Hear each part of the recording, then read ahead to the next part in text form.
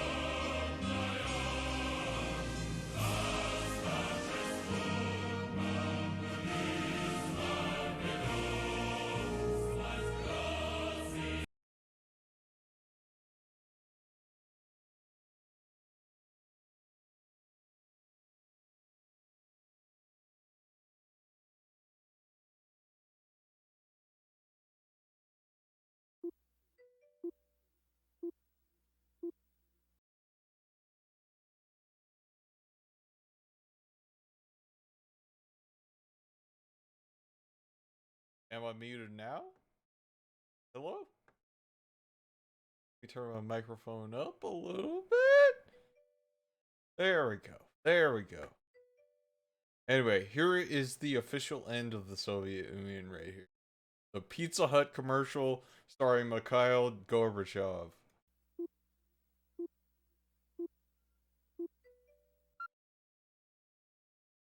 That link doesn't work anymore, by the way.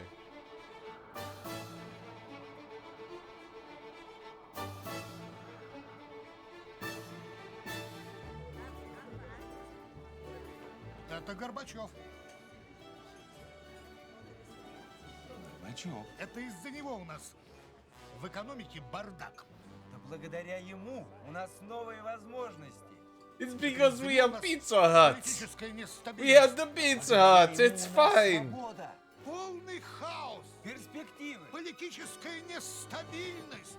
Да благодаря ему у нас есть Pizza Hut.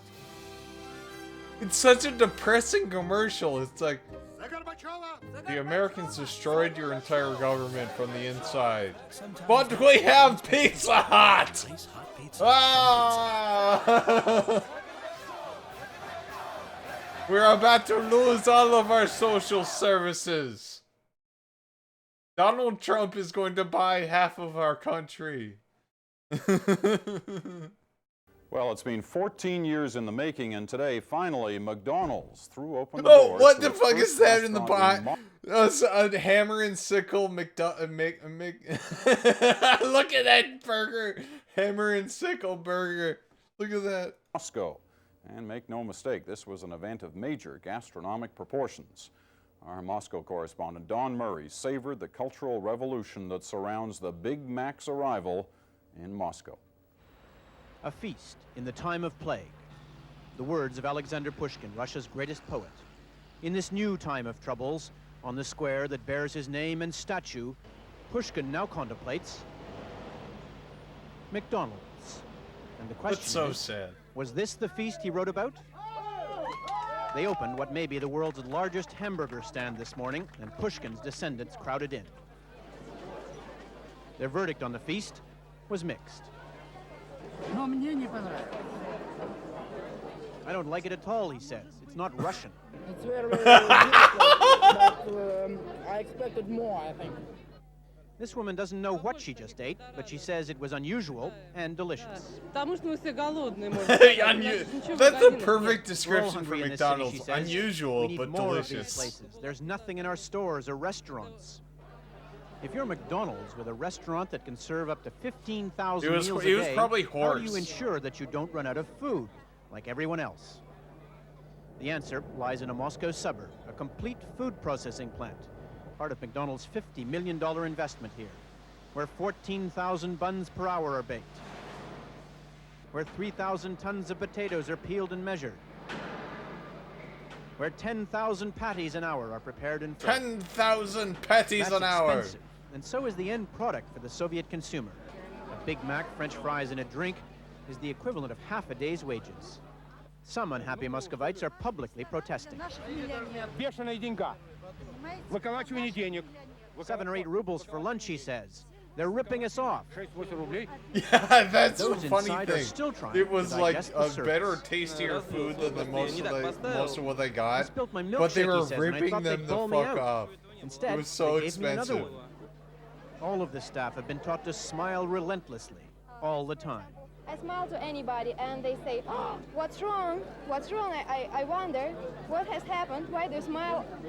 They think that Like, I'm you're at laughing work them. and you're smiling. What's And so, wrong? on this day, when cameras they do jostled to and you? public relations triumphed, the head of McDonald's Canada, the prime mover in this joint venture, waxed lyrical, invoking Pushkin himself. I think he'd probably write a magnificent poem saying that it's Of in this course day and he's age, it's American. nice when the people can come out and get meat, bread, potatoes, and milk of the highest quality. What Pushkin did write was this: happiness can only be found in communal pursuits. They started lining up this morning at 4 o'clock. Happiness today in Moscow lay in the communal pursuit of a Big Mac. Don Murray, CBC News, Moscow. And 2 more signs of the instant hit McDonald's was today. The store had to stay open several hours past its posted closing time because there were so many people still in line. And the store set a McDonald's record for most people served on an opening day, 30,000. Actually, let's learn about fast food in the U.S. You know, no, yeah. Now that you bring up ball slapping, we gotta watch ball slapping. Let's see, no. Pause. We're gonna watch that later. Boy, ball slap. Slap him. Ball slapping.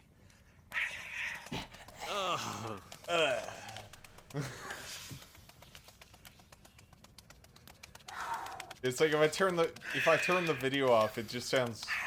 What am I watching right now? Oh, yeah. I'll play the one with Doom.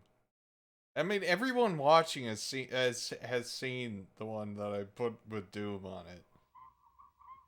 Oh, were you watching Talking Heads? Am I gonna get DMCA'd for this? Dun dun dun. Oh yes. We have a CS 180 and do it all over again.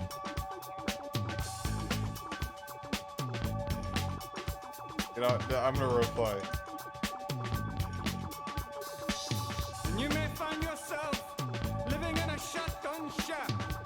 And you may find yourself in another part of the world. And you may find yourself behind the wheel of a large automobile. And you may find yourself in a beautiful house with a beautiful wife. And you may ask yourself, well, how did I get There we go.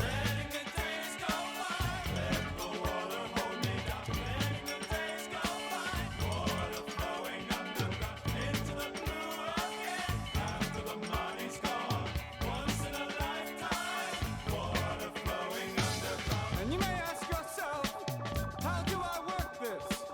And you may ask yourself, where is Okay. that large automobile? And you may tell yourself, this is not my beautiful house. And you may tell yourself, this is not my beautiful wife.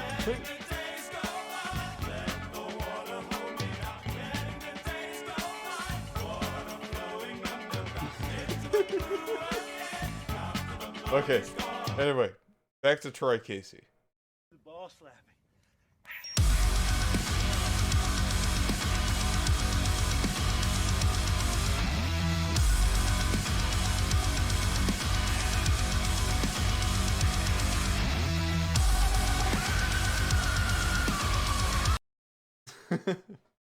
There we go. There's the ball slapping. Anyway, fast food in the USSR. Let's.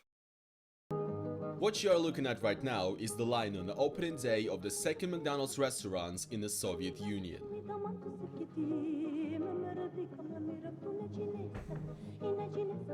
The line crossed around several city blocks, creating a few traffic jams and lasting do we not have that here?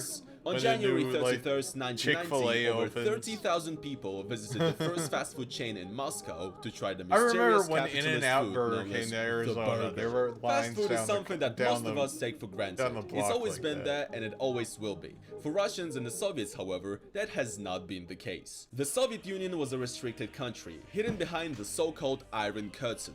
No Western goods such as clothes, vehicles, and food products were allowed to enter the country. Only certain members of the Communist Party elite or celebrities could get the good goodies of capitalism, such as jeans, Snickers bars, and burgers. And Coca-Cola as well. The history of fast food in the USSR started out from an argument between the then leader of the USSR, Nikita Khrushchev, and the US Vice President at the time, which was Richard Nixon. In 1959, during a Soviet-held exhibition in New York, Nixon and a Pepsi executive, Donald M. Kendall, offered the Soviet Look at Union those to try some brows. Pepsi. They're like, Reportedly, woo! Khrushchev and Nixon got into a heated debate about which is better, communism or capitalism. During this argument, the Pepsi executive Donald M. Kendall came over to Khrushchev and offered them a cup of Pepsi. Khrushchev actually liked the strange black Imagine fizzy like drink. having The to Soviet argue with citizens Richard therefore became Nixon. aware He's of like, what cola I hate was. the Pepsi saw gays. this as The an gays are opportunity to branch out gross. to Soviet Russia. You In 1972, communists PepsiCo like the has signed an gays, so I agreement think with you're the Soviet gross. government to stop the sales of cola in the USSR. I'm Due a to the hateful Soviet ruble bigot. being completely useless as a currency in the I'm global gonna market, cheat it in an had an election almost and no get real a value outside of the taste. USSR because it was a closed country. A huge amount I of have Pepsi Cola riddled syrup was with exchanged for an phlebitis. equal amount of Stolichная vodka. Yes, seriously. In order to get Pepsi on the Russian shelves, the Soviets literally traded vodka for cola. This is really not doing anything. Oh, speaking of which, like the Pepsi Corporation literally traded the battleships for the right to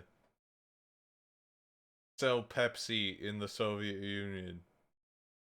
Oh wait, no, yeah, like the Soviet Union gave the Pepsi Corporation, I don't know if it was Coca-Cola or Pepsi, they gave them like 3 battleships. Like for a while there, the like Pepsi or Coca-Cola Corporation was the biggest navy, like the 4th biggest navy in the world, because they trade the the Soviet government for the right to sell Pepsi for like actual warships. Good for the stereotypes about Russians and vodka, is it? Well, the Stolichnaya vodka became a big hit in the United States, and so did Pepsi in the USSR. Pepsi's cola syrup was exported from the United States to the USSR, where it was locally mass-produced using the syrup and sold under the Pepsi Cola branding. A decade later, in 1989, the initial agreement of the Soviet governments with Pepsi was about to expire. You know, actually, it's a lot more interesting to learn about the Pepsi Navy. Let's see. It was the 6th largest navy in the world. Let's watch Business Blake. Oh my god, I'm a genius. Hello everybody, welcome back to... God, is this the Blaze? Oh no, it's the Blaze. No, not gonna watch that. Oh, and then it's got Groypers in it. No, God, so many chuds on YouTube.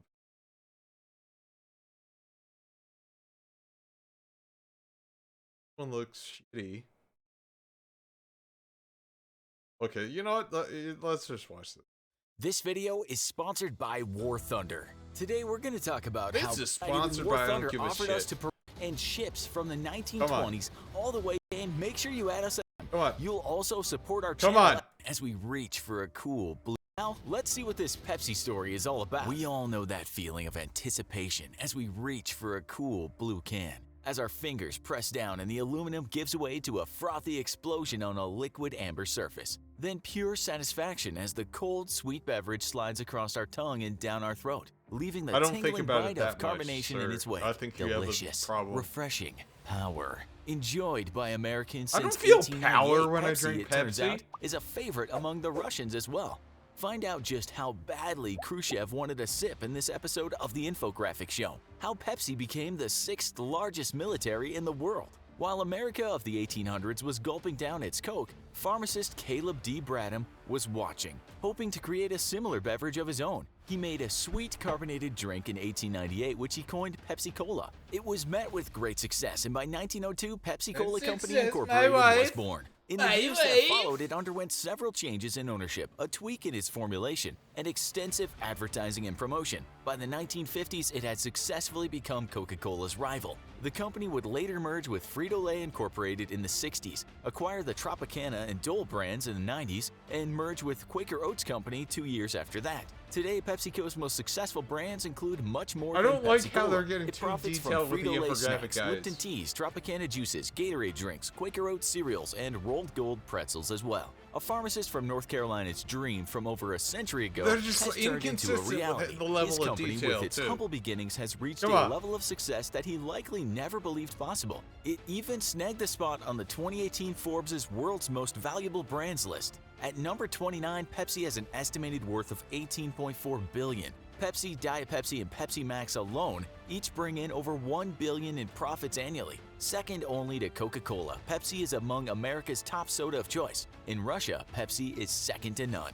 In fact, while the brand's history is without a doubt impressive, it's its relationship with Russia that has allowed it to achieve what no soda company had ever achieved before. For a time, Why am I Russia made Italian Pepsi a like top Russia military right now? power, with an arsenal greater than that of most countries worldwide. But just how did a soda company manage that? It all started during the height of the Cold War, when President Dwight Eisenhower and Soviet leader Nikita Khrushchev came to an agreement. The USSR wanted to open trade with the US, and the US wanted to promote capitalism in the USSR. So they agreed to a form of cultural exchange. Each would design an exhibition highlighting the achievements of their country for display in the others. The Soviet exhibition portrayed its achievements in areas in which it was superior, namely in space, and it opened in New York City in June of 1959. America included examples from its own culture in which it was paving the way, such as appliances of various sorts and soda. The American National Exhibition opened in Moscow in July of that same year, and the United States sent Vice President Richard Nixon as its host. However, the Moscow-based event got off to a rather rocky start.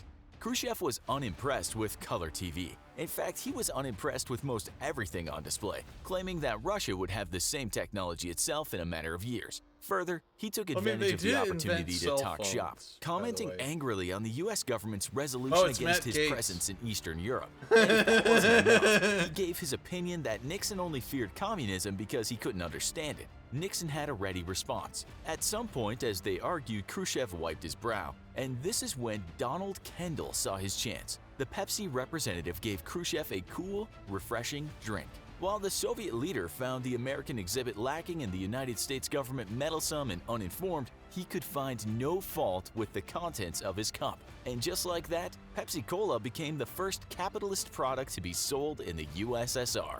Pepsi was not the only one to find opportunity that day. The press was handed a front-page story as well. Pictures of the two leaders as they argued beside a kitchen were soon published across America. The exchange itself was given a rather catchy and fitting title of The Kitchen Debate. Due to the publicity of the event, Nixon enjoyed benefits of his own. Photos with him thrusting a finger at Khrushchev were thought to demonstrate leadership and some believe helped him in his future bid for the presidency. But between the soda company, the press, and the vice president, Pepsi's success following America's exhibition in Moscow was arguably the greatest and longest lasting. Now, the arrangements to sell Pepsi in Russia were not made without a few glitches here and there. Though the Russians wanted permanent access to the drink, there was the somewhat significant problem of its payment. Russian currency was not universally accepted, and so they needed to make an alternative arrangement. They turned to their other beverage of choice as a solution. The Russians gave PepsiCo the exclusive distribution rights for their Stolichnaya vodka. In turn, Pepsi became the only soda that could be legally sold to the Soviet population. This worked out well until the 1980s, when vodka was no longer high enough in value to cover the costs of Soviet's Pepsi. So Russia proposed a different type of exchange and traded Pepsi some boats and submarines instead. $3 billion worth. For the price of 17 submarines and a cruiser, frigate, and destroyer, the Russian population could continue to enjoy its soda. As for Pepsi, it had just become the 6th most powerful military worldwide. This is a distinction not shared by any other beverage-making companies either before or after this remarkable event, as far as we're aware. However, as their specialty is drinks and snacks and not maintaining a maritime fleet, Pepsi eventually sold a lot for reuse of its materials. Mr. Kendall, who had made history that day by giving Khrushchev some happiness in a cup, later joked that his company was better at disarming the Soviet Union than our government. However, Coca-Cola was less than amused, cut out of the Soviet market due to the exclusive agreement between Russia's government and PepsiCo representatives. The competing brand was only allowed to sell its Fanta and Minute Maid products instead. They were far from the only ones upset about the arrangement. Other skeptics to the deal suggested that Pepsi purchases funded the manufacturing of Russian nuclear missiles. One could only hope that if this were true, the joy the Oh, you know what? We need to learn about Coca-Cola death squads, too. Let's learn about how all of our favorite drinks are horrible. Coca-Cola death. I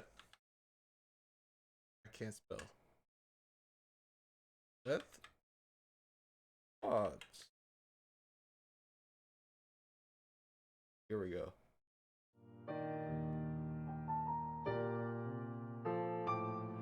When I first started working for the Coca-Cola company, I thought it was a great company.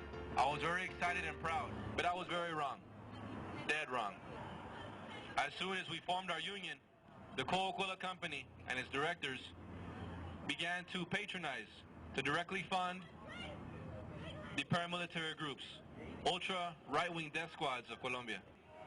Property owners of this Coca-Cola bottling factory would actually give away products, Coke products, to the paramilitaries for their parties and for their get-togethers.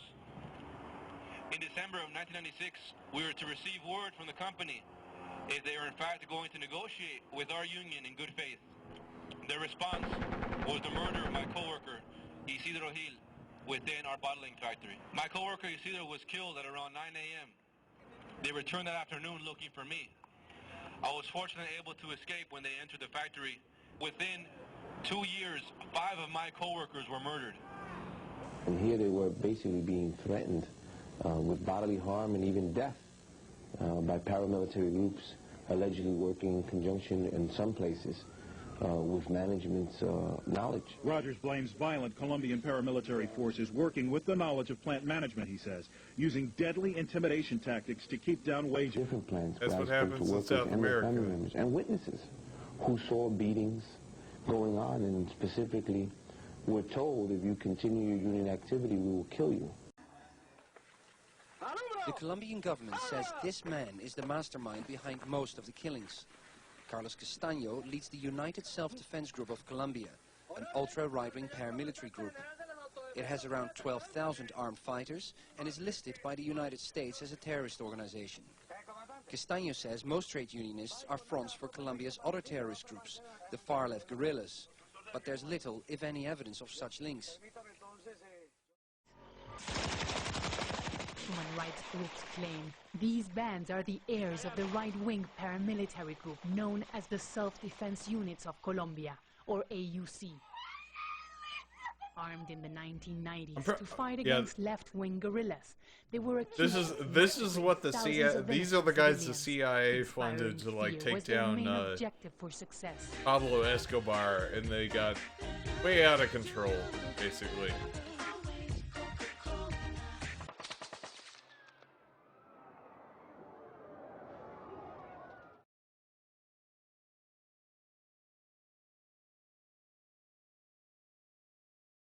Let's find something with better vibes. We gotta listen to some Astarias Miracula.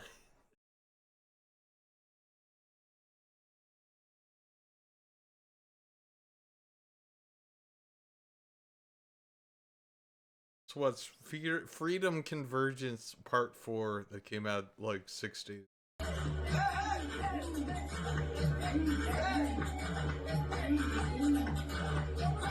I love him so much.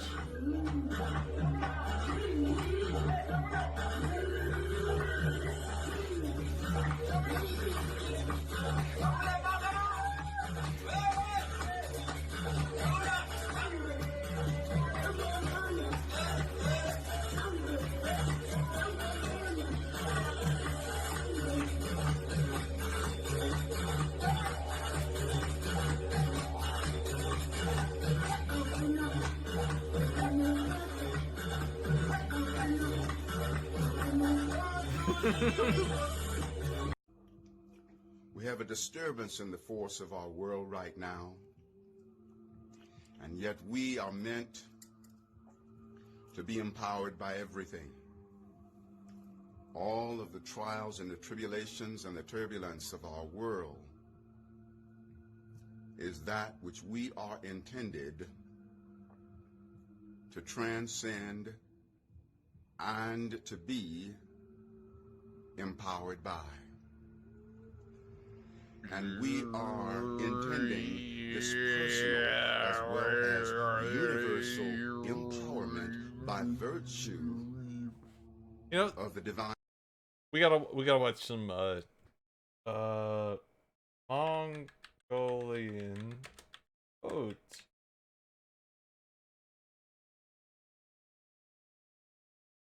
The classic. I'll be right back.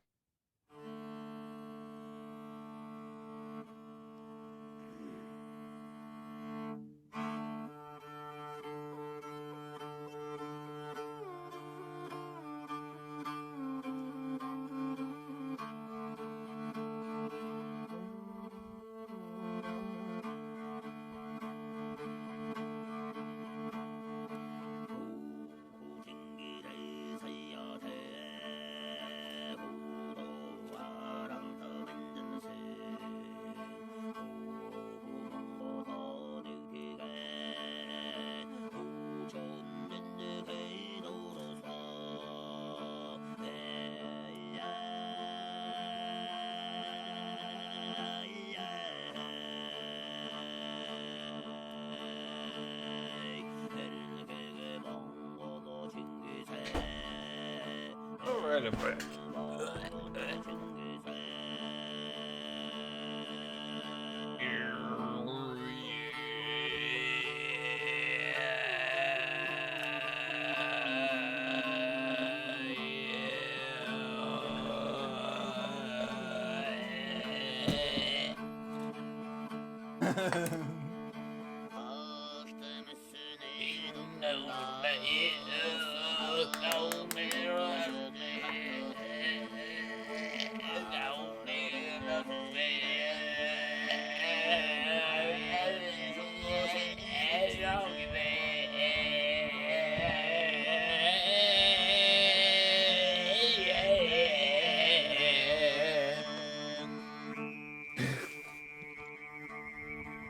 I don't know how to make that noise, so.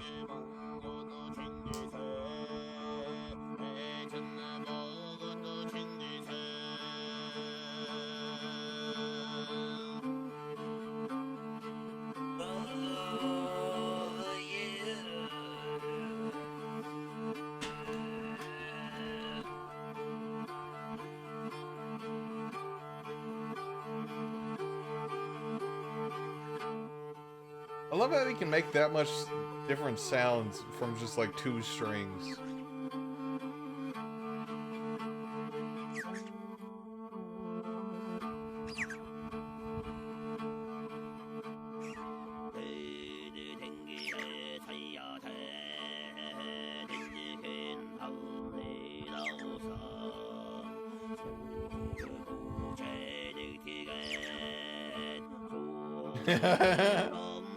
You got a good sleep paralysis demon there.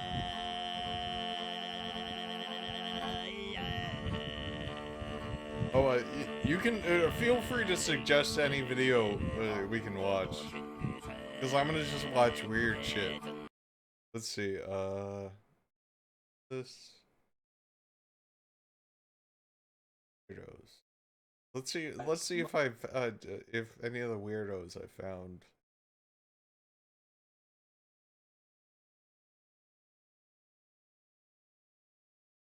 How to access the Akashic records. Let's watch this. Can everybody really access the Akashic records for themselves? The answer is yes, and today. You know, actually, this is gonna be boring. Let's find something interesting. You know what? I have a feeling you'd like this. Is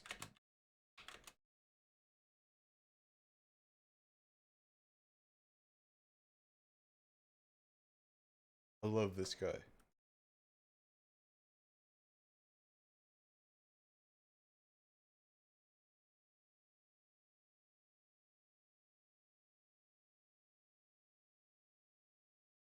Oh no, did he put poison ivy in his face? Okay, so we're going to have a little update on something we learned, okay?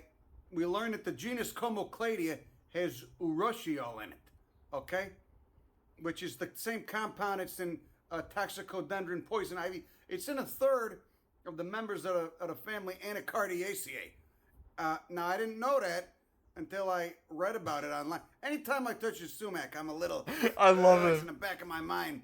This might, even touching a roost, like Rus aromatica, Rus trilobata, I'm like, His story is like, this. His story is he used to be like a career criminal, and then he like learned about plants, and he's like obsessed with plants now. So he's like a real tough dude that was in like prison for like most of his life. But now he's like, I fucking love plants, dude. It's fucking great, man. I'm gonna rub this plant on my face to see what happens. This could have the oils in it. Could have the oils. He's got a bunch of prison tattoos and stuff. He's like covered in tattoos. The last couple days. And I'm getting up, crunching the leaves up and shit. Thought it was a xanthoxylum at first. Okay? Smelling it. Then when I seen the flowers, I was like, oh, that's a fucking anacard. Oops. And then it was still in the back of my mind. And then I woke up and it was itching. And then now, a day later, I look like a boxer that got knocked out. Or like if you see like a bad alcoholic, like we're talking 45, 50s, like street alcoholic wino. Sometimes they get a face like that too. I've been having a hard time. Been stung by the wasps. Thank God. He's so Italian. Stung me, I wouldn't have seen him. Turns out it's an endemic species of wasp. I've been poked by all the plants here. Okay, evidence to the extinct megafauna. Because normally when plants get to islands, they speciate and evolve and become friendlier. Unless that island has megafauna on it, which the Antilles did. Okay, had the ground sloths here. They went extinct when the indigenous Americans arrived 5,000 to 6,000 years ago. Probably by the land bridge. and maybe it wasn't a land bridge, but there wasn't as much The ocean. fucking Sea levels land were obviously bridge. a lot lower, and you know, so been having a great time. I'm probably Having a great time. related to this guy somehow. Just comes with the territory. Gets a little rough sometimes, you know. Okay, now I gotta go get the prednisona for. Gotta get for the my fucking face. prednisone. So I lost a tooth last night. Oh God. Just flossing and it fucking fell out. It was a crown. Got knocked out 15 years ago. You know. What are you gonna do? That's just you know. You gotta crack a couple eggs, as they say. I I love him so to yet much. another episode of Crime Page by Bonnie Dozen. Today I was coming to you from an elevation of about, I don't know, let's say 2,400 feet up in a central Dominican Republic in the Cordillera And he like goes all around the Central. world. Okay, Cordillera Central. So we're going to check out the cloud forest. It's very humid. You can see it's very lush, very vegetated. We got a mix, you know, since we are somewhat close. They're surrounded by human settlement. They don't look like it, but there's little stands and farms all over the mountainside. We get a mix of native plants as well as invasive and naturalized non-native plants.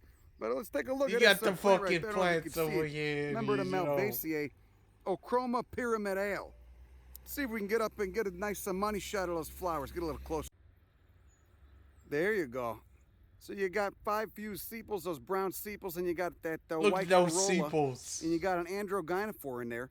You also got those palmate leaves. So, you know, those are dead giveaways that we got a malvaceous bastard on our hands there. Oh yeah, we're It's very fucking steep, Malvaceae. Very steep, as you can see. You got to be careful where you step because it looks, you know, it's so vegetated, so lush. Looks like you're about to step on some ground, but the plants are covering it, and you're actually stepping into a void. So I love, yeah, I there you go. love Get a how he little bit puts closer the to actual those like flowers names right of there. all the plants at the bottom. Very beautiful tree right there. And then when the flowers are done, they fall off, and you get this little rod-shaped ovary, as you could see, just behind that flower. You could see you got a little ovary back there. Now, the rest of the island where I've been at has been mostly limestone. Okay, you know, over by the Haitian border, down it's by Pedernales limestone, in the okay. southwest. What we're on here now, we got you know, Cretaceous volcanics, metamorphous volcanics. We got the silicious racks, you know, basically a whole bunch of igneous and metamorphic stuff, which we have not been on. Okay, and again, these peaks go up to 10,400 feet. That's the tallest peak in the Dominican Republic, tallest peak in the Caribbean, and that's due to a subduction zone to the southwest. I mean, you got, it's really a clusterfuck of plate tectonics. So you got subduction zones to the east, to the west, to the southwest. You got a transform boundary, just a whole bunch of tectonics going on. You get tsunamis, you get earthquakes, of course. So due to all the tectonic activity and the numerous plate boundaries nearby, look, you got a pollinator going up there. You're gonna have a lot of uplift.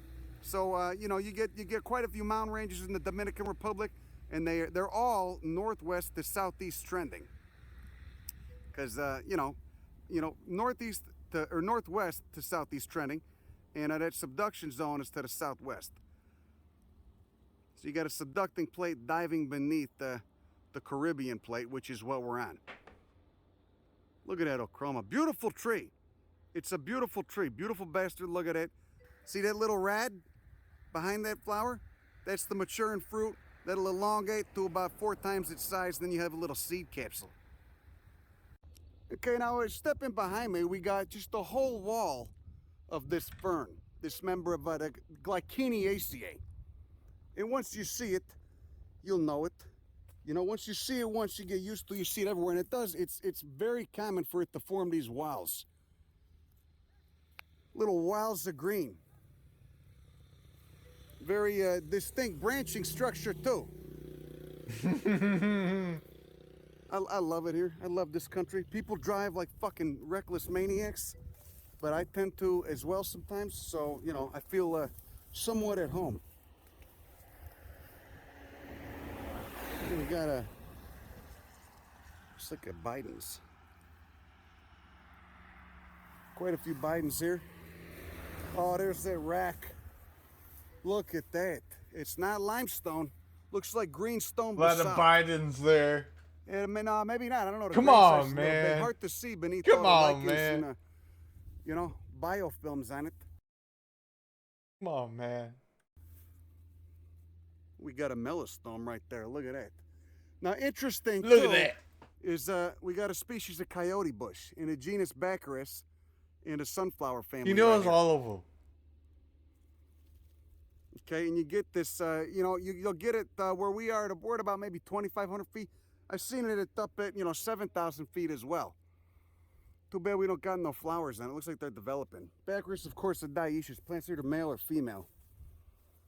There's that melastome. A lot of Melastomataceae in this island. A lot of diversity, a lot of endemics in the family, Melastomataceae. There's those, that very notable venation, that subparallel venation. See, you got one main vein and two side veins. Sometimes you got more than that. And here's the fruits. Little berries. Okay, another thing I forgot to mention about melastomes, you always got to flip those leaves over because, oftentimes the abaxial surface is, a whole other thing going on. The abaxial surface looks totally different than the top of the leaf. Those undersides can look amazing. Well, look at this. I know this guy. He's an endemic. I got stung by one of those. I didn't see him. They were hanging off some prickly pear, and they mobbed me. And I'm glad they did, because if they're an endemic wasp, and if I hadn't been stung by them, I wouldn't have noticed them. Look at that. Look at that.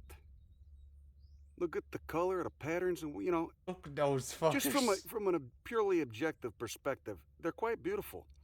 And they let you get pretty close. Okay. I don't know how many stung me. Probably 3 or 4. I imagine if you got stung by a bunch of them, 3 or 4, you'd not have a good time. But my pain went away in about 20 minutes, and I never see a nest of them too big. Looks like they got 20 little pods in there. He sounds like he should be shaking me down for protection money. That's his rubbery accent. ass leaves. Almost looks like the texture of some kind of ficus, but he's in a Clusiaceae. Okay, and these will actually send down aerial roots sometimes too. I've seen them doing it. This was in another video over by the Serpentine spot. They get a big ass fruit on them with the sepals atop the fruit that almost make it look like a persimmon. But look at those opposite leaves. I mean, and the texture of that leaf all waxy like a little paddle. You slap your ass around. They could be a very large tree. And again, they send down aerial roots like a fig as well. Here's somebody honking down there. Sounds like one of the trucks is having trouble. I bet people go off the fucking road here all the time. I think the DR has one of the highest traffic fatality rates. But I can't believe I didn't notice this before. Right here we got a pretty rare tree. Oh, there's so many ferns. I love ferns. Gracilior. There's about 3 different subspecies. I'm going to have to shimmy my ass up there and get a good look at it. This fern's pretty, it's pretty hard to climb through. Because you can't see the ground. You're kind of just in an ocean of it, as you can see. But it does smell nice. It smells very good. It smells very earthy. Anyway, there's that juniper. Extremely rare. It's an endemic. Nice Caribbean juniper. They're bird dispersed, of course. So you get some interesting shit going on in the biogeography dungeon. Let's try and get a little closer, eh? Got some interesting lichen on it. Look at the color on it.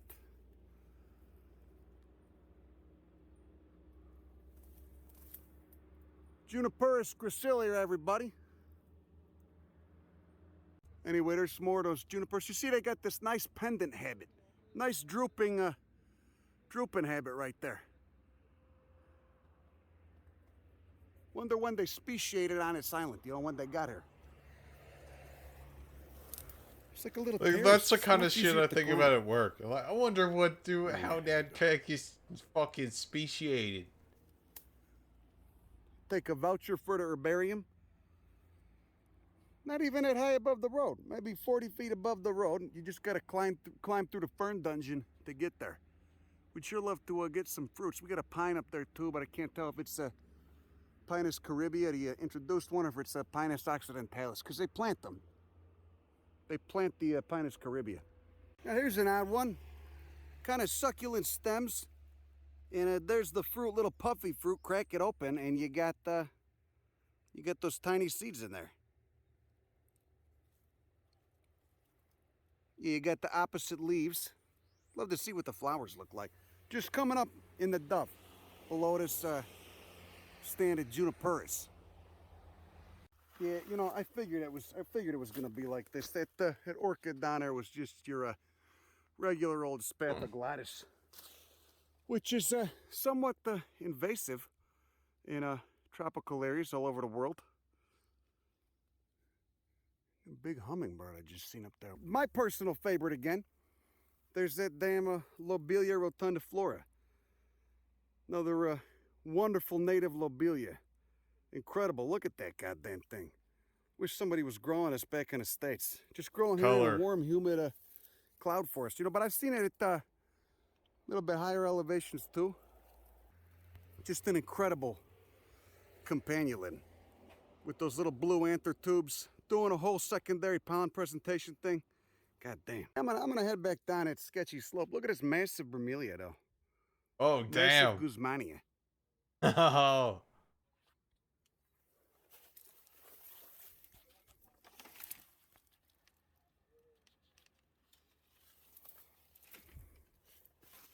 We got the member of the Apostanaceae right here.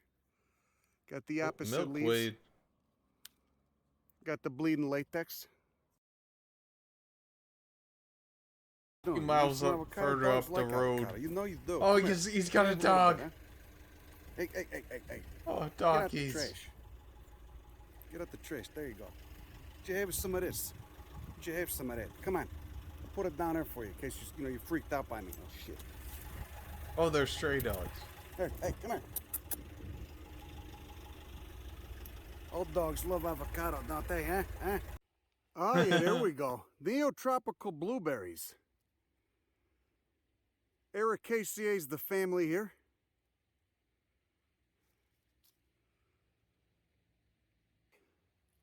Look at this guy.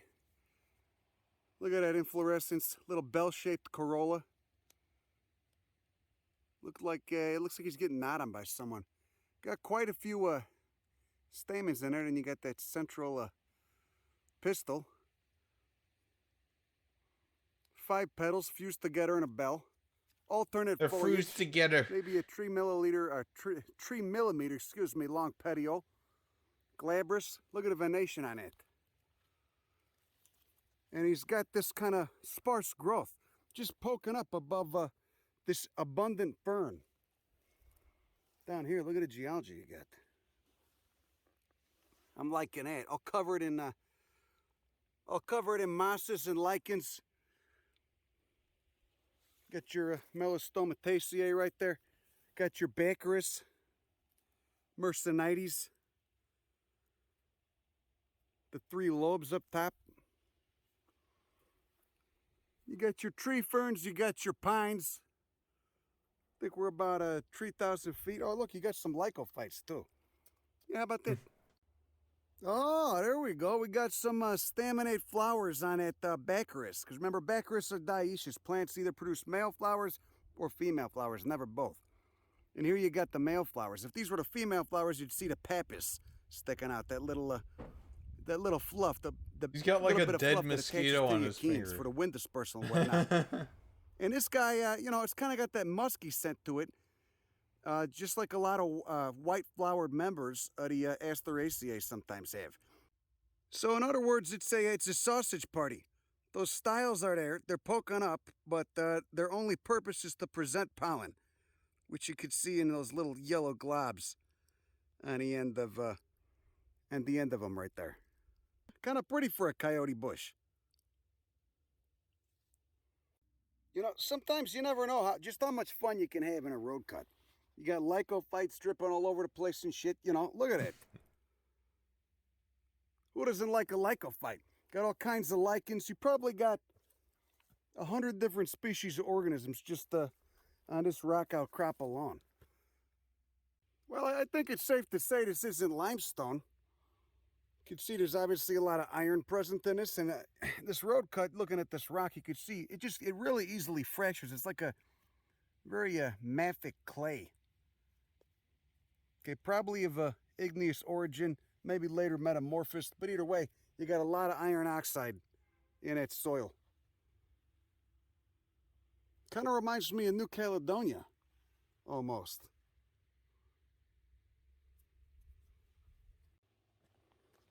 Oh, this guy's interesting.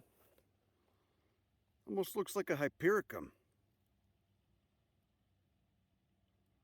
Get your 4 petals, multiple stamens, the ovary to fruit that you can see in it. It's that little bowling pin-shaped green thing in the center. Got one style. Got these little bracts, the little notorious bracts that the bracts surround the flower at the base. You can see right there. These are just old ones, the brown ones.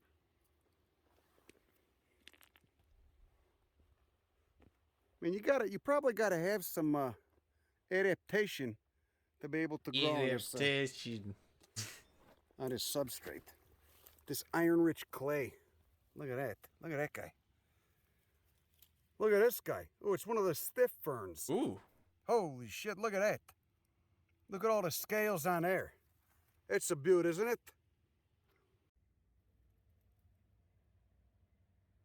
Oh my God. Look at this goddamn lichen. Oh God. Looks like frosted grass. Look at it. See, those are producing the spores right there. You see that? Little black dots. That's something else. I never seen something like that. There's some weird shit going on up here, huh? Let's take the stabilization off so you can get a nice money shot of what's going on here. You know, one day I'm going to take the dive and get a little bit deeper into these guys. Because they're fucking bizarre. You know, old lineage, too. You know, you get a fungus and an algae together in matrimony, and it can do some wild stuff. Oh yeah, if you didn't know that lichens are literally like, they're two animals, like, I mean not animals, but two different things like living together. They're fungus and algae living together. They're like two different things in one body. Amazing.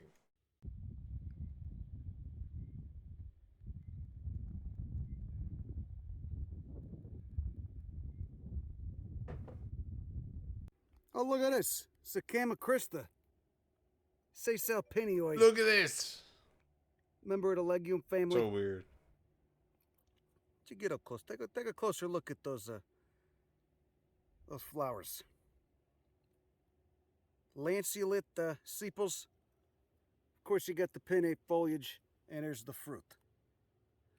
Money shots. Just growing like a weed on the side of the road. Oh, look at that. Looks ericaceous.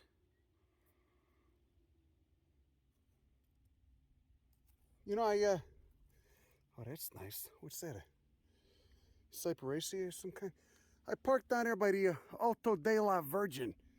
You know, they got an altar for the Virgin Mary.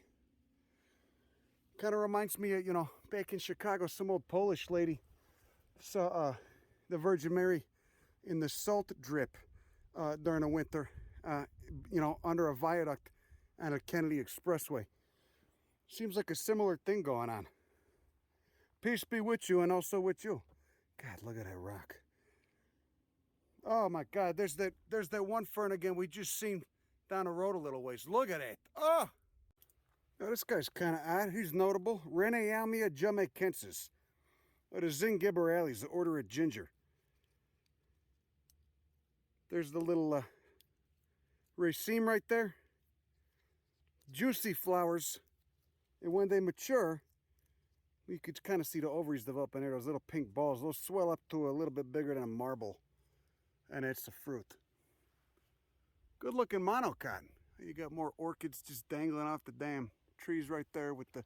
Oh shit, you got some fungi up there too. Some fungi. With the tillandsias and all kinds of good stuff, good epiphytes.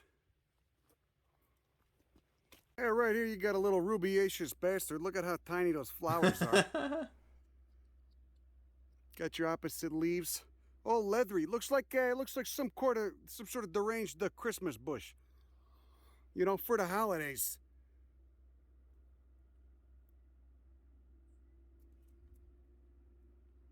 This is nice. This is a real nice place. We got this epiphytic orchid going off. Oh, look at that guy. Look at that labellum. Look inside there.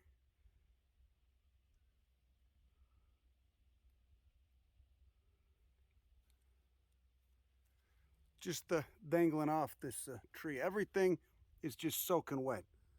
But again, it's not too hot. It's like temperature of San Francisco.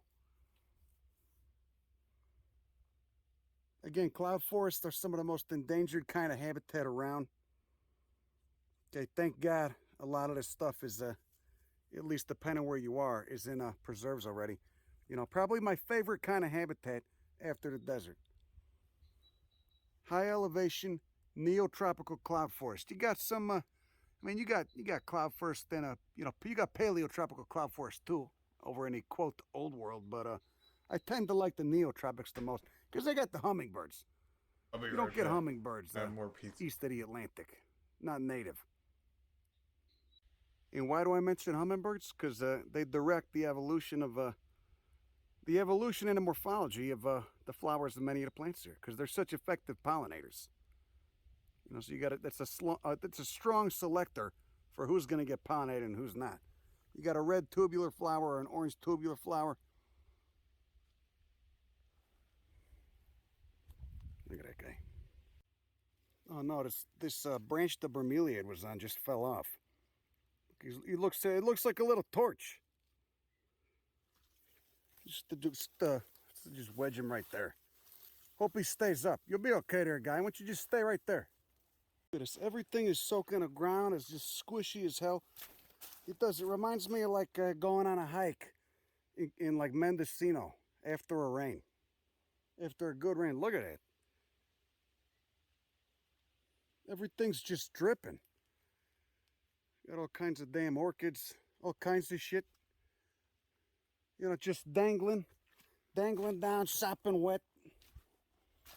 Smells incredible. I wish I could give you the smell. You know, it'd be like one of those soothing balms, soothing scents. You know the shit that the Etsy witches sell. There's that ericaceous guy again. See that? All kinds of ferns.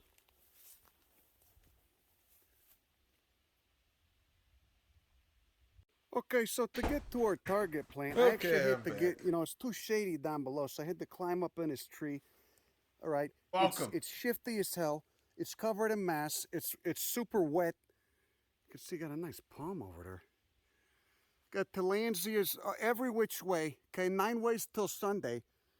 But to get to our target plant, this is what I had to do because it's too shady down below. And our target plant is a real odd one.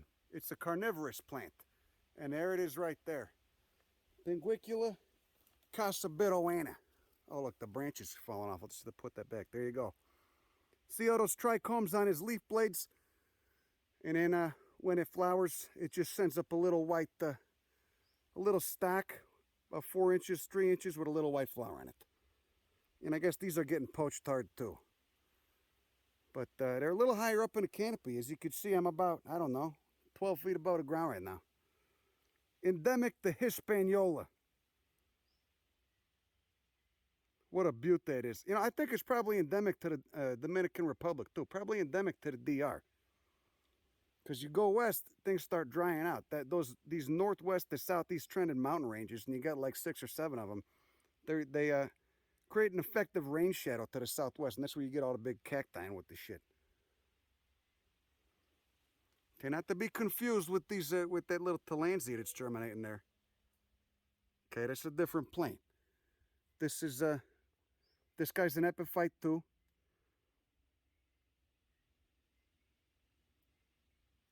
Family's Lentibulariaceae. In order Lamiales. I like being up in a tree. It's nice up here. It's a little bit brighter. It's like a dappled canopy. Look at it. There's that ericoid again. I just hope I don't break my ass. Oh, look, you got a pinguicula next to a tillandsia. See, the ping's got the trichomes, the tillands doesn't. It's so slippery and wet. I'll fall and break my ass. Wouldn't be the first time. You know, why not? I mean, I got the wasp stings, I got the glockage in the mouth, I got the urushiol ass rash. It's actually on my face. What else? There's a few more ways I could eat shit here. I just got to figure them out. Give me some time, I'll do it. God, I love this plant. You know, that might be a Guzmania, maybe not a Tilland's. Another ping. So pings always like shade. You know, unlike most carnivorous plants, which seem to like full sun, pings always like shade. Pinguicula. You know, there's a few that are, you know, commonly sold in stores. You know, you could really easy house plants. The more common species, of course. You know, don't go poaching these. Who the fuck would do that? Luckily, I think, you know, like I said, they're mostly, they tend to like it higher up. It's too shady for them down below, so.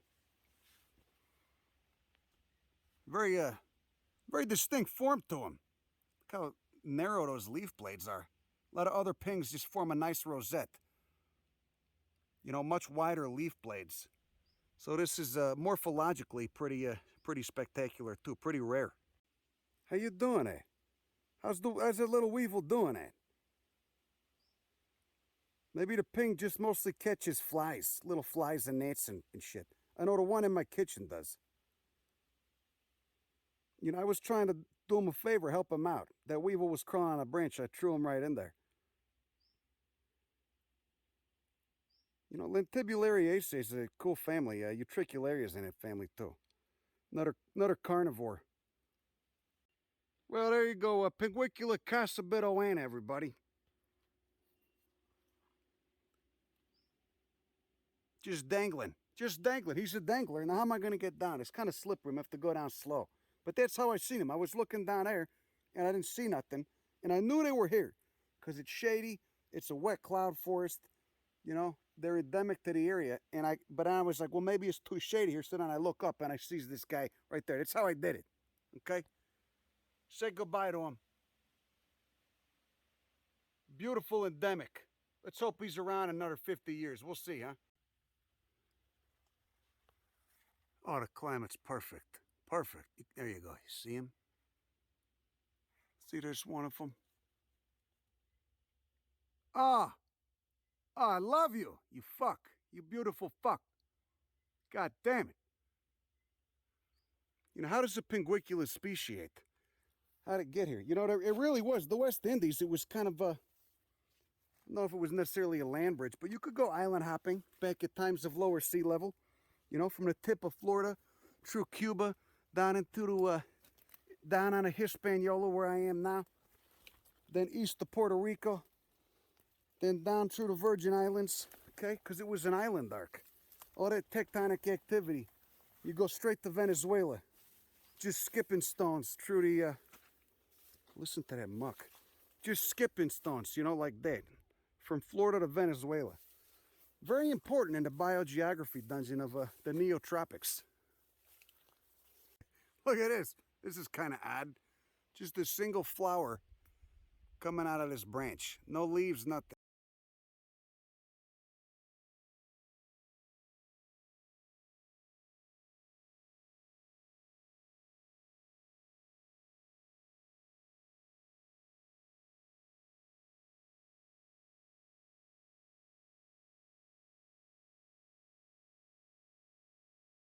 Hey, what's up? It's your favorite guy, you know, Matt from Valleyfield. This is a $450,000 challenge. I was muted. Summer's coming. Everything's gonna be sweet. Spit right out of the cockpit, right on the street. So let's get it started. You can find me in Valleyfield, heading to anywhere that's cool. All right, so let's get started. If you want, you can follow me. We're going to anywhere that's cool. If you want, you can follow me. This is a Bob. I Hey, love what's him. up? It's your... I still don't remember how I found this guy. He's the best. Knowledge workers, working with numbers, and cooking.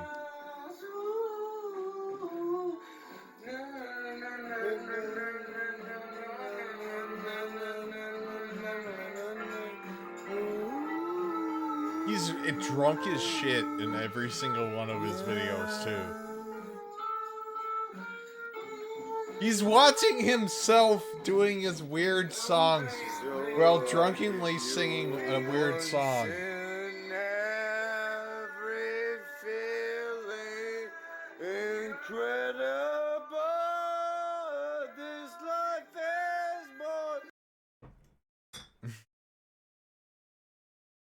Keep going.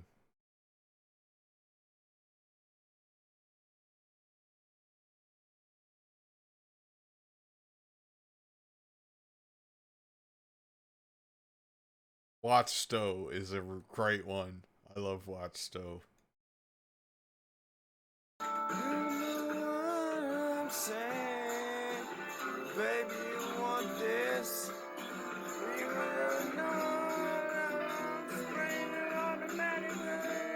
I'm spraying automatic and he's got these wet lips.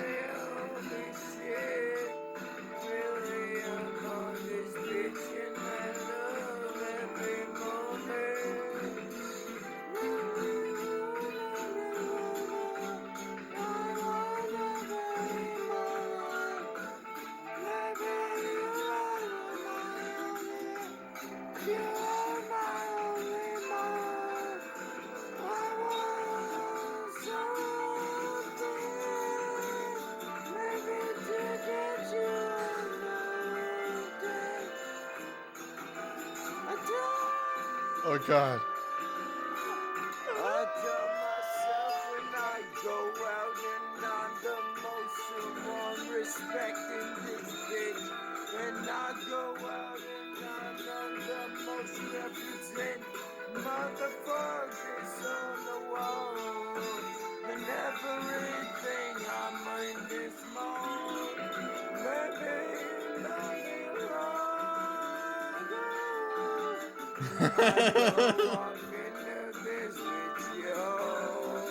I go up in this bitch, fully automatic in this. Yo, bitch. Baby bitch, I wanna fuck. And I'm fully automatic.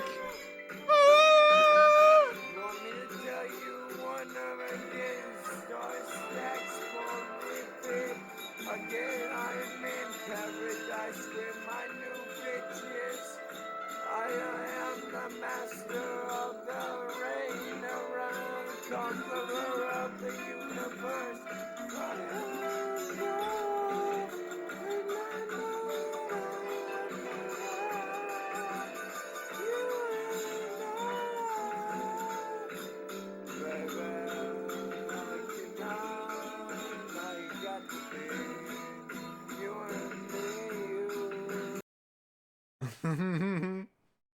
Okay, let's see.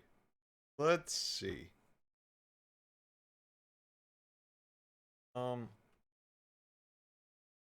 5D. But this week.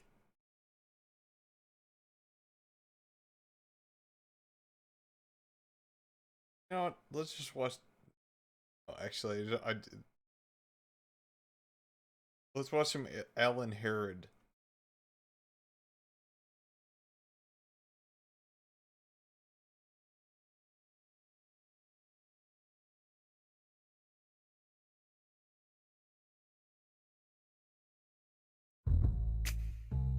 It's so creepy.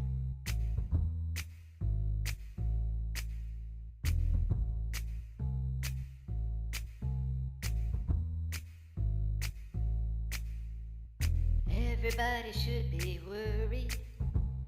Everybody should be scared. Okay, I actually am scared. We're not gonna watch this. This is scary. Scared. Gotta find Alan Herod before he discovered like deep fake, like face replacement video. Here we go. This is classic Alan Herod.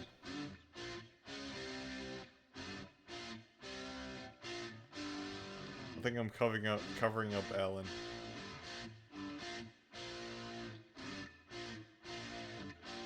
Rotate. Oh no.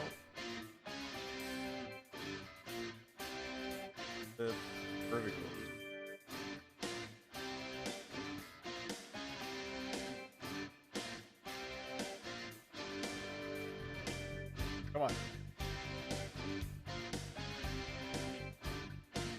Come on.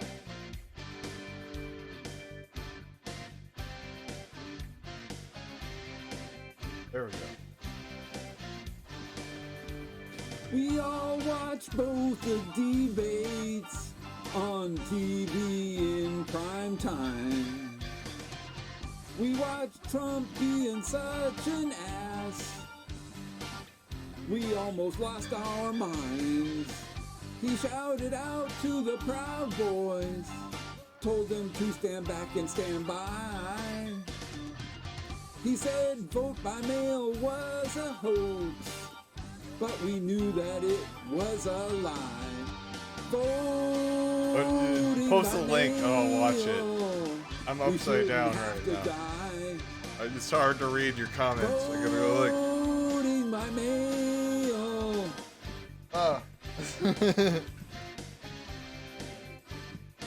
Voting by mail.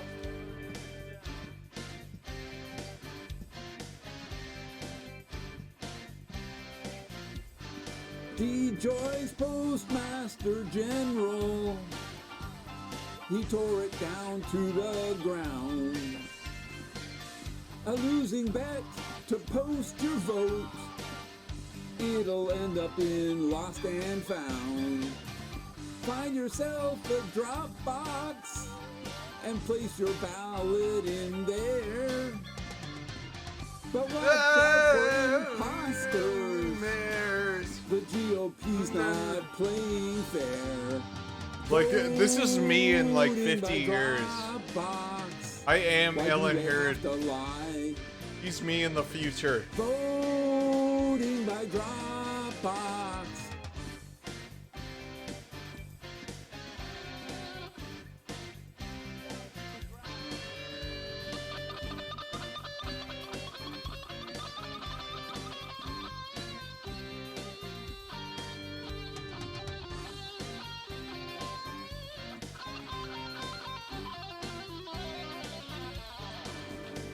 Right-wing militia at the polling place, intimidating those who vote.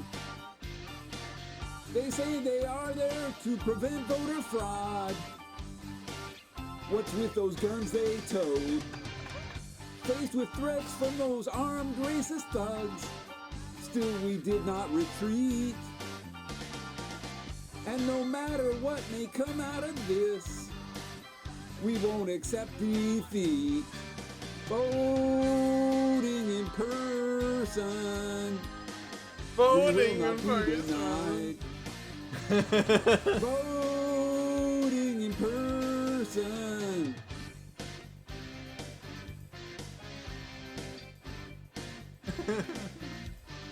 Vote in person.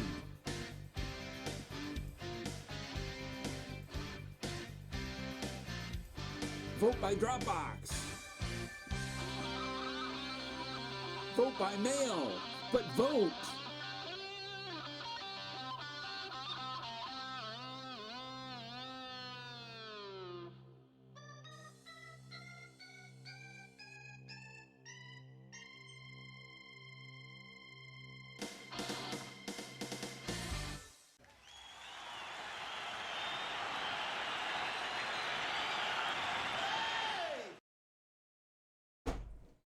I'll try to find that video you were talking about. Let me see. Let me just here we go.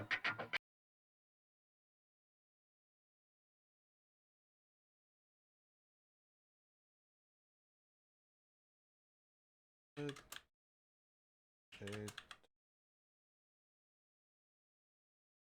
There we go.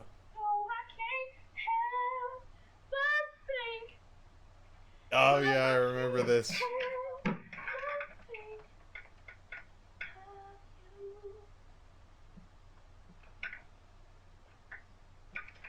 Maybe in time you can win me back, but right now me and you are through. Maybe we can't see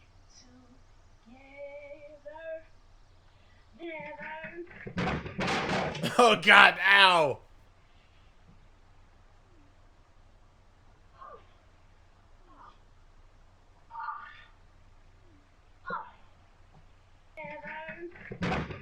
Ooh, right on the tailbone. Just bam! Oh God, that hurts. I've had that happen before. Oof. I had that happen and I literally jumped up and down like my ass was on fire. It's like, oh God, fuck! Fuck her.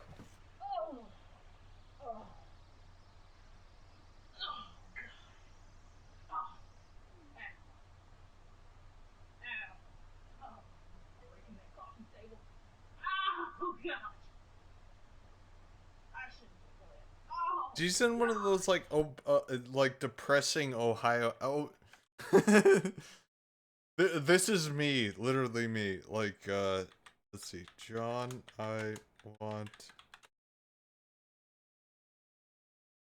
Every time you say you want a divorce, this is me. Why do you always laugh when I'm upset? John, I want a divorce. Divorce. It's literally me. It's not funny, John. This is an actual problem I have. I can't stop thinking things are funny when they're not funny. Well, divorce. Why do you always laugh when I'm upset? Oh, every time you say divorce, you just look so cute. I'm serious this time, John. Serious. I'm absolutely serious. Serious. And you're treating this like some kind of game. I'm tired of it, John. We love games. Divorce. Not anymore. Not your kind of games. Your games are cruel.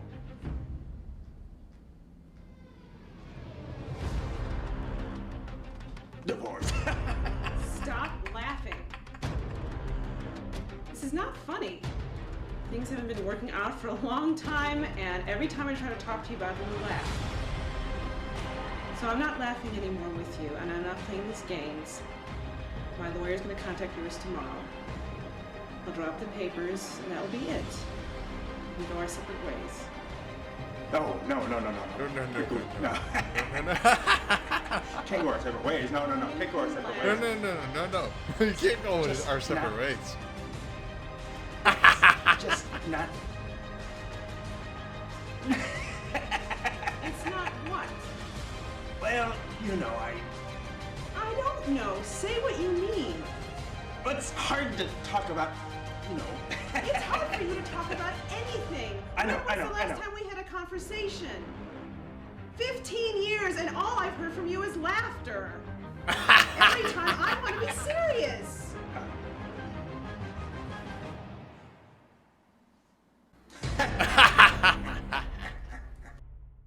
I love that video.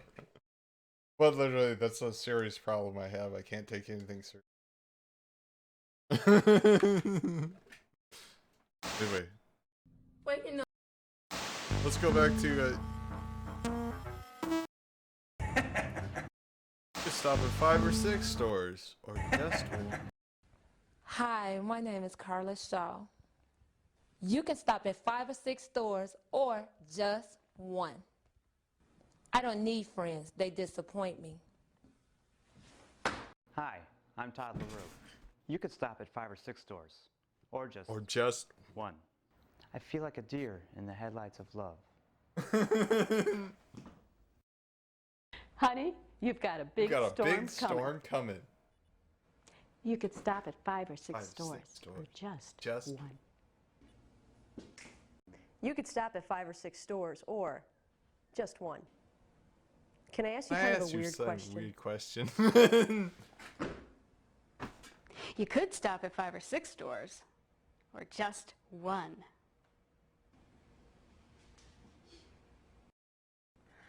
I am the queen of the universe.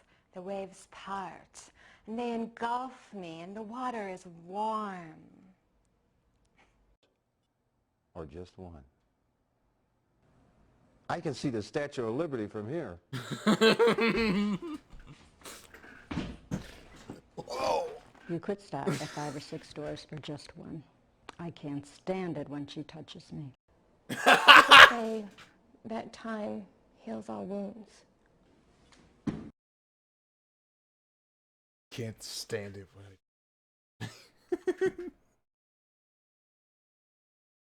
You asked for it. Let's watch spaghetti again. So that's it for today, fellas. So what are you guys having for dinner? Oh, my wife is cooking me up a steak. Nice. Yeah, my wife is doing the same thing, a T-bone. Oh, I'm thinking mine's got to be a ribeye. Probably going to be a 32-ouncer for me. Sides? Of course. Nice. Yeah, we got cream spinach and twice baked potatoes. My wife will probably start things off with a shrimp cocktail and a wedge salad. Wow. What about you, Wop? What is your wife making for you? I'm not sure. Probably steak.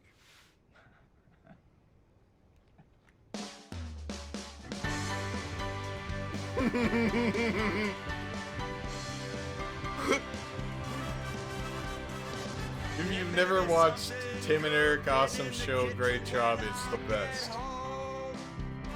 We gotta watch that together.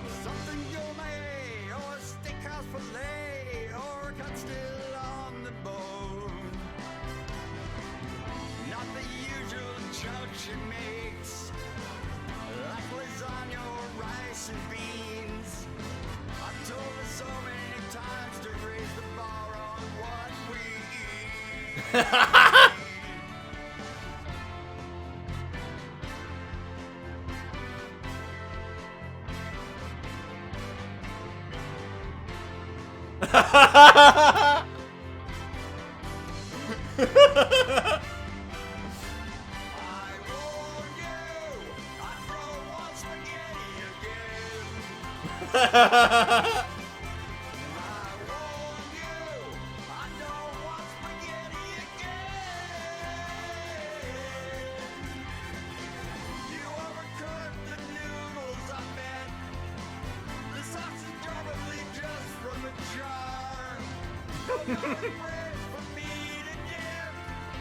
There's more. The spaghetti was just the first course. I know you're hungry as a horse. I got the entree to turn you on. I can be on the show.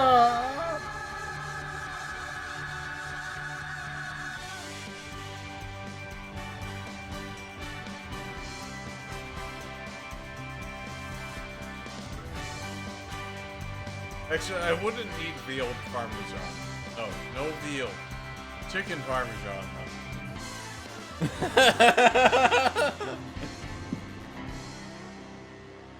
I love how he's got an obvious, like, fake tooth.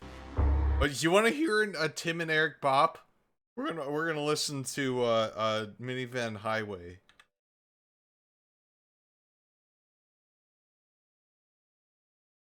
This is the most bop of anything that ever bopped on Tim and Eric.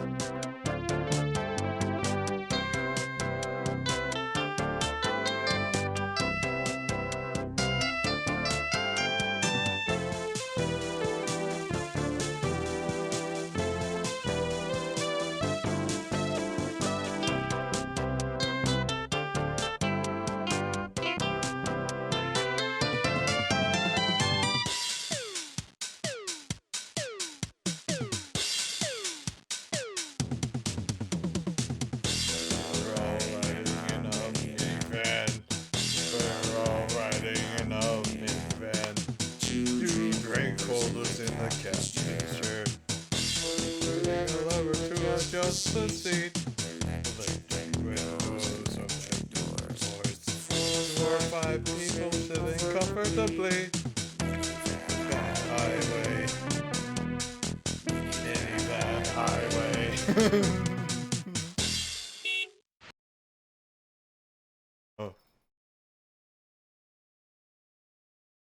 You know what? We're gonna watch some David Liebehart. I saw this guy live. David Liebehart. No, actually, him and Eric. Oh no. Here we go. I love that line so much. I do this every night with your son.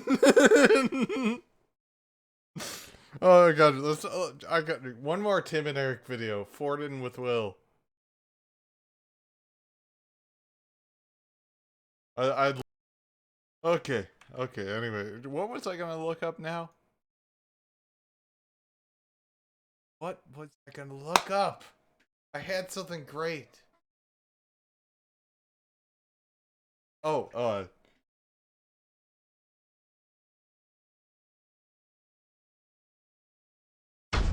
Timothy! Come here! Yes, Father. Timothy, your father? Shush! Timothy, your mother and I are going to the opera tonight. Now, I know that before today, you have been left in the charge of a babysitter. Yes. However, today is your 13th birthday. It is? Well, what day is it? Let me write it down. Let me find a pen. Timmy, shush! Now, since you are 13 years old, your mother and I have decided to leave you alone tonight. I have left the number of the theater on the refrigerator. I have informed our neighbor, Mr. Gudge, that you will be left unattended. Should any emergencies arise, you are to go directly to him. We will return at 11:30. I expect you in bed, asleep, teeth cleaned, homework done. Retainer. Shush! Now, Timothy, since you are 13 years old, I shall now touch you for the first time physically in the form of a handshake. Wow, my father's hand. It feels just like I thought it would. Happy birthday, son. Thank you, sir. Yes. Gloria?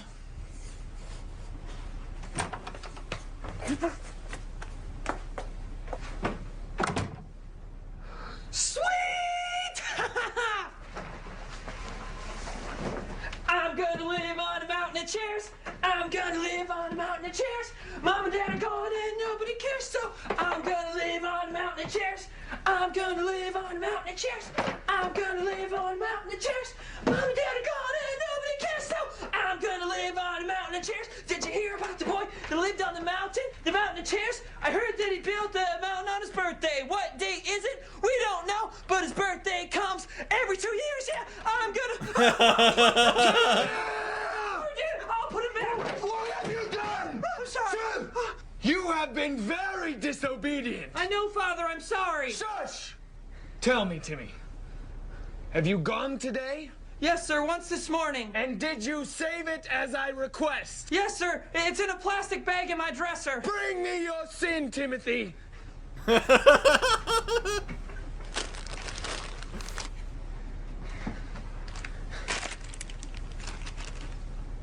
This sin is especially long and dark today. I know, sir. I'm sorry. What have you done to create such a specimen? I had a thought about a girl. Timothy! Because you are 13 years old, you will now be punished as an adult. Extend your left arm, Timothy. Shush! Gloria! Bring me the device. Excuse me. Oh, who are you? Child Services. Don't tear my family apart! Please tear my family apart. I don't know what day my birthday is. You've no right to tell me how to raise my family. Actually, I do. I see that you've completely cut your child off from the outside world. You've taught him that his poop is sin, and I'm seeing some bruises on your wife. She fell down the stairs. I'm seeing these things. They're pretty bad, but that's what I see. Doesn't have to be what I say. Someone's got to stop me from seeing this stuff. I need some blinders. Are blinders expensive? About $100 each.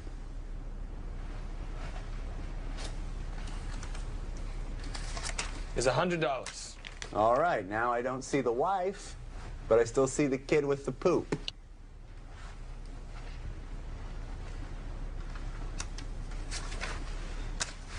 Now I just see you. And now I'm seeing my way to the door. Shine on, you crazy Mormons.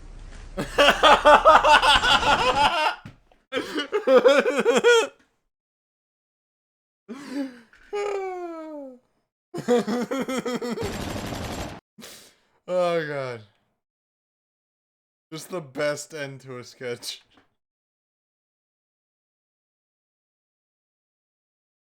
Okay.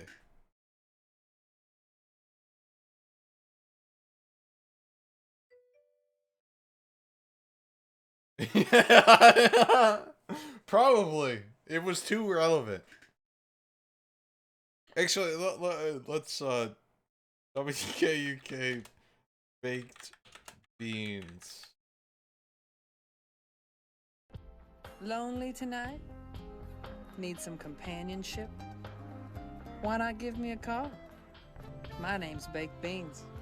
What's yours? Baked beans. Are you in the mood for erotic hand-holding? Baked beans. Hey, caller, do you have a napkin? Better find one fast. Baked beans can get a little messy. Baked I'm what you're looking for. Sexy catchphrases. I'm asleep. Go to town. Baked beans. More sexy catchphrases. Hey, do you wanna all over me? Baked beans. I'm available for bar mitzvahs. Yeah, I said it. Bar mitzvahs. Baked beans. You must be at least this tall to write baked beans. Psych. Baked beans. I'll make you cum your ass off. Baked beans. Credit cards not accepted. Call today. Baked beans. Hey, it's me, Baked Beans. I'm back, and I still want your business. Baked beans. If you want to get some baked beans, you're gonna need a Goddamn can Timmy. opener. What's a can opener? $50.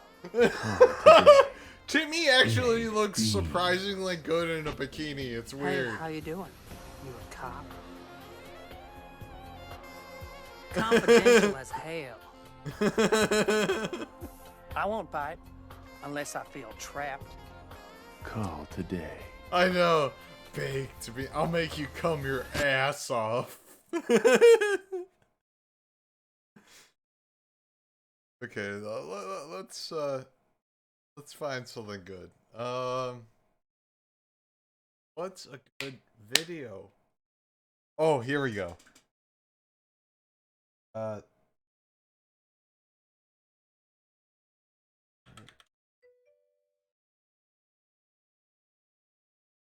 Oh yeah, here we go. I love this video. This is my favorite YouTube video of all time. It's so great.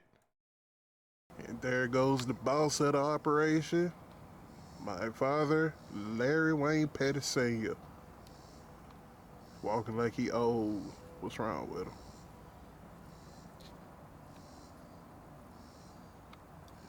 You're on camera. Say something. Last night and night before, there was 3 women walking down the street that way. I saw them. I said, hey, you 3 women, why are y'all walking down the street that way? There's nothing down there. And they flew away. I said, oh, them was some birds.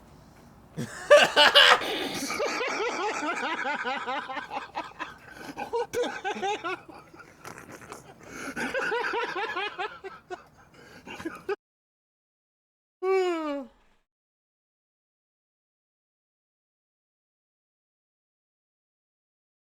All rise for the national anthem.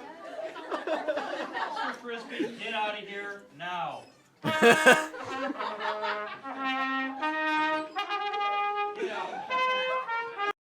Hey, you 3 women! Why are you going down that way? And I said, and they flew away. I said, oh, that was some birds. I love that so much. It's such a perfect dad joke. And just the way he delivers it is amazing. Hey, you 3 women! And they flew away. Thank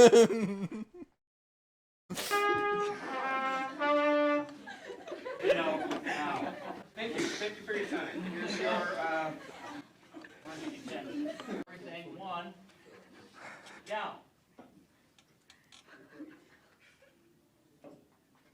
So we're going to take these points that we have and move them 2 to the right and 1 down. And then we'll be able to draw our new curve. And along with that, our asymptote, instead of being close. You know what this reminds me of? You know what? We gotta watch this.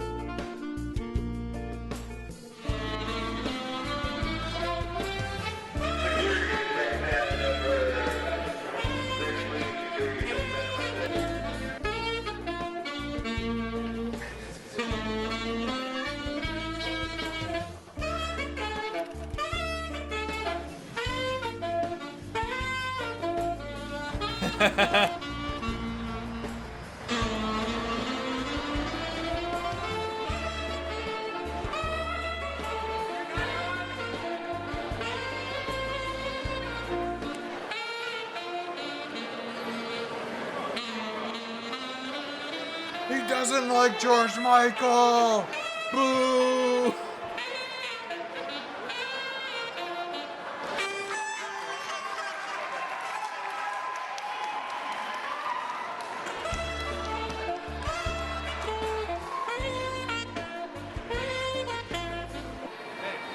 You don't like George Michael? He doesn't like George Michael! He doesn't like George Michael! Boo! Boo! It's okay. He's with SexySaxmanSaxograms.com and Tina, our friend Tina over there. We're authorized, yeah. Who ordered it? Who ordered the saxogram? Don't play it again. Play it again? We're gonna arrest you. Trespass. Okay, we're leaving. We're leaving.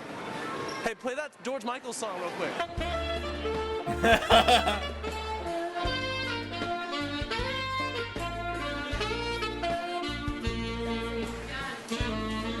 They're in Ross.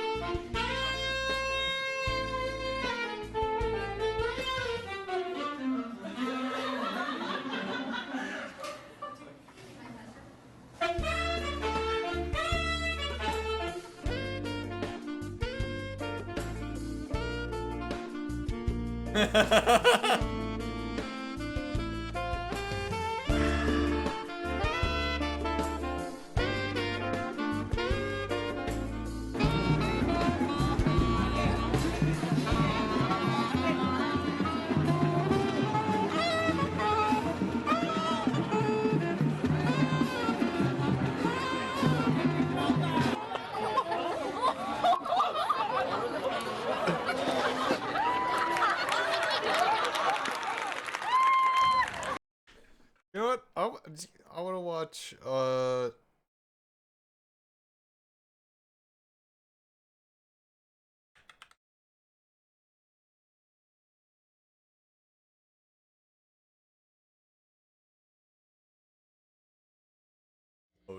Go again.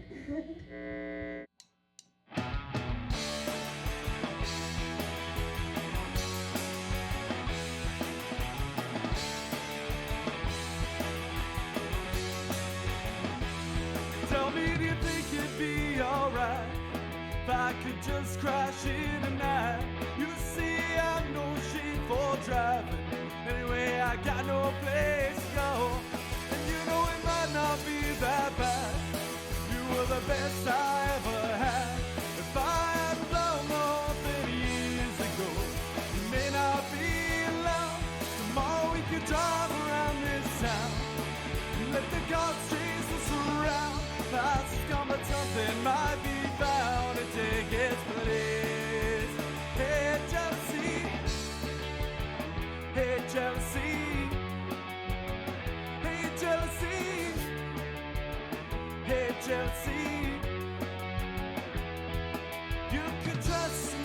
to think and not to sleep around. And if you don't expect too much from me, you may not be let down. 'Cause all I really want to be with you, feeling like I'm at a two. The drummer nails it I've blown the whole thing years ago. I'd like to be here with you. Tomorrow we could drive around this town. Let the car cease to surround. Fast is gone, but something might be found to take its place. Hey, Chelsea.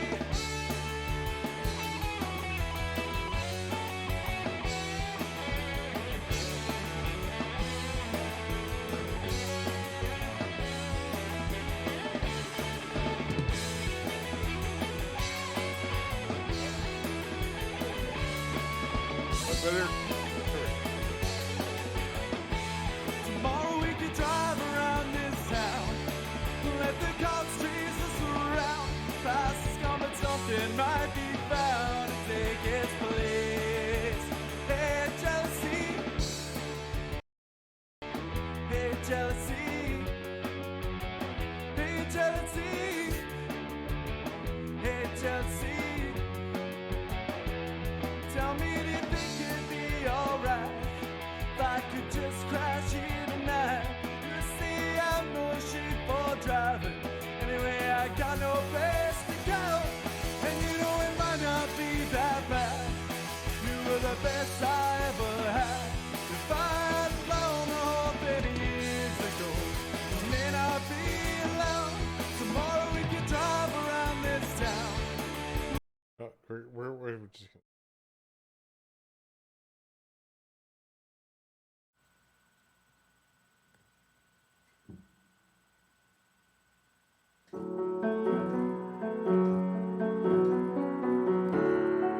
From 2011. It's amazing.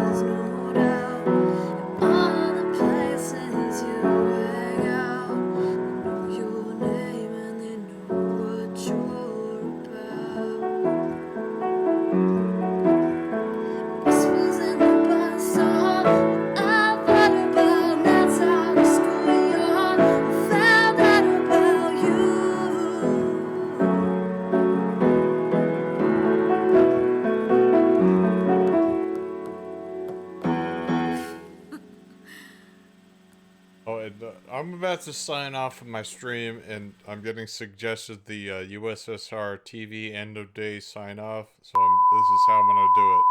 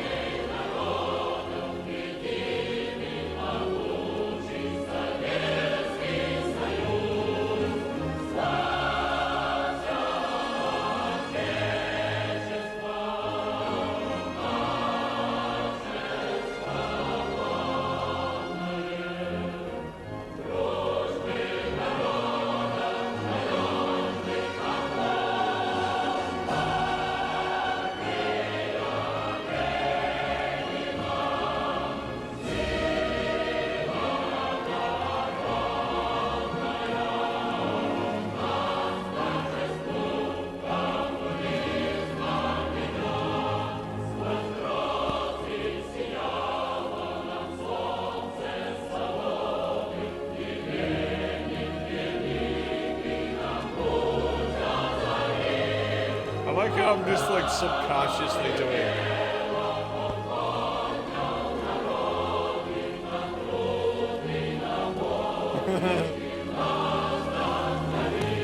Oh yes, the Great Patriotic War.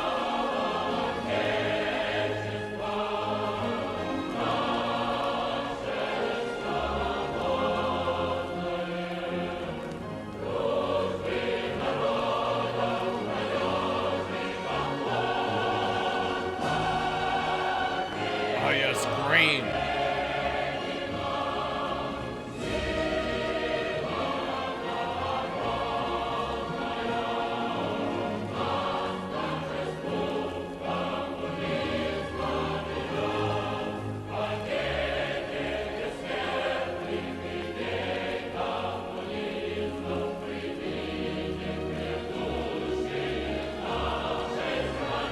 I mean, that was kind of base.